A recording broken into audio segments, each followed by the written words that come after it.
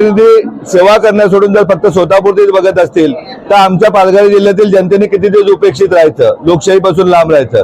आज देशाला स्वातंत्र्य मिळून 76 वर्ष झालेत, आमचा जिल्हा विभाजन होऊन 10 वर्ष होऊन गेलेले आहेत। आजही दररोज जर 3 अपत्य कुपोषणाने मरत असतील, दर 15 दिवसांनी आमची एक भगिनी पोटातल्या बाळासहित मृत्युमुखी पडत असेल तर कुठेतरी या गोष्टी थांबल्या पाहिजे। आजही रोजगारासाठी तलासे डहाणूच्या बांधवांना बाजूला वापीला जावं लागत असेल, कुठल्याही जिल्ह्यामध्ये रुग्णालय नसल्याने सेलवास, वापी किंवा मुंबईच्या महागड्या रुग्णालयामध्ये जर आमच्या बांधवांना जायला लागत असेल तर या व्यवस्था आणण्यासाठी इथला लोकप्रतिनिधी पहिल्यांदा बदलला पाहिजे।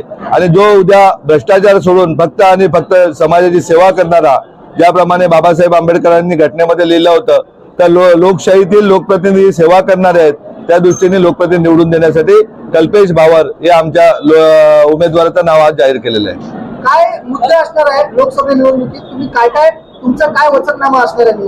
आमचा वचननामा म्हणजे पहिल्यांदा 15 वर्षात केलेलं भरीव काम, काय एक चांगलं 130 खाटाचं रुग्णालय, 45 स्पर्धा परीक्षा वाचनालय आहेत, 31 पोलीस अकॅडमी आहेत, 18 रुग्णवाहिका आहेत आणि जी दिवस रात्र समाजाची सेवा सुरू आहे।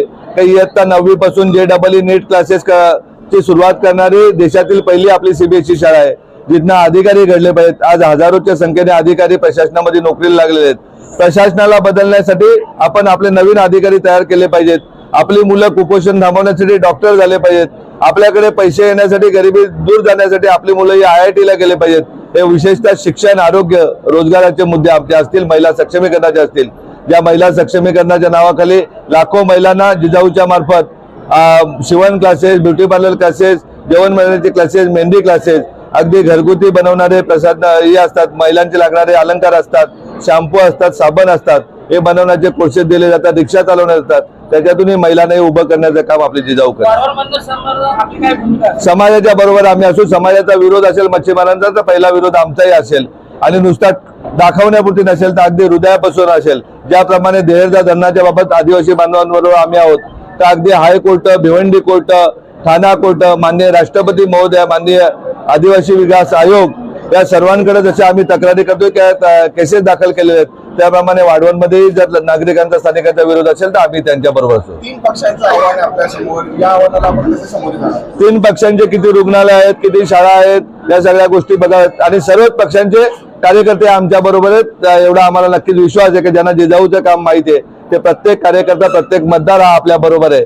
आम्ही बोलतोय, काल भिवंडीतही सांगितलं, आजही सांगतो, ज्याला हृदय आहे आणि ज्यांनी जिजाऊ बघितली, जिजाऊची माहिती, तो प्रत्येक मतदार आपल्या बरोबर। त्याच्यामुळे आम्हाला आव्हान काहीच नाही। आम्हाला थोडंच काय मंत्री होऊन ना कुठे युरिया विकायचं आहे कंपनीमध्ये का कुठल्या कंपनीकडून हप्ते घ्यायचे। ग्रामीण भागाच्या म्हणायला झालं तर शहरी भागामध्ये जो वसई विरारचा पट्टा येतो, त्या वसई विरारच्या पट्ट्यामध्ये तुम्ही कशा प्रकारे प्रचार करणार? कारण वसई विरारमध्ये ज्यांचा दबदबा आहे त्यांनी अजून त्यांचा उमेदवार जाहीर केले नाही, तुमची भूमिका तिथे काय असणार? असं काय दबदबा नाही, इतर सर्व पक्षाचे कार्यकर्ते तिथे मांडवली करत असतील त्याच्यामुळे माहिती नाही, परंतु आम्ही प्रत्येक मतदारापर्यंत जिजाऊचं जे 15 वर्षातील काम आहे ते पोहोचवण्याचा प्रयत्न करू। मतदार सुज्ञ आहे, सुशिक्षित आहे, नक्कीच आमच्या बरोबर असेल, आम्हाला खात्री आहे। तर आपण महायुतीच्या विरोधात चालले, त्यामुळे महायुतीच्या अनुषंगाने आपल्याकडे ईडी आणि दुसरी केंद्रीय यंत्रणाचा तुमच्यावर दबाव येऊ शकतो आणि आलाय काय या संदर्भात आपण काय म्हणाल? आम्ही कोणाच्या विरोधात नाही चाललो। आमचं तर म्हणणं असतं सर्वच पक्ष चांगले आहेत, परंतु जे लोकल लेवलचे जे लोकप्रतिनिधी म्हणून येतात ते कुठेतरी चुकीच्या गोष्टी माहिती देत असतात। त्याच्यामुळे त्या चुकीच्या प्रथाविरुद्ध चांगली माणसं निर्माण केली पाहिजेत। मी मगाशी भाषणामध्ये सांगितलं तर उद्या ग्रामपंचायत, जिल्हा परिषदला तुम्ही बंद नाही ठेवताय, तर 3रं अपत्य झालं तर तात्काळ जिल्हा परिषद सदस्य रद्द जाते। आणि आमदारकी खासदारीला काय नाही, मुलगी 25 वर्षाची, 27 वर्षाच्या मुलीची लोक लग्न करतात आणि 3रं अपत्य जन्माला तर त्याबाबत कोणीच काय बोलत नाही की कुठला कायदा नाही। हे कायदे करायला आपल्याला कल्पेश भावर सारखे लोक पाठवायचे का? या देशामध्ये एकच कायदा झाला पाहिजे, तर जो गोरगरिबाला आहे, जो सामान्य माणसाला आहे, सामान्य माणसासाठी राज्यघटना आहे, तो आमदार खासदारांना लागू झाला पाहिजे।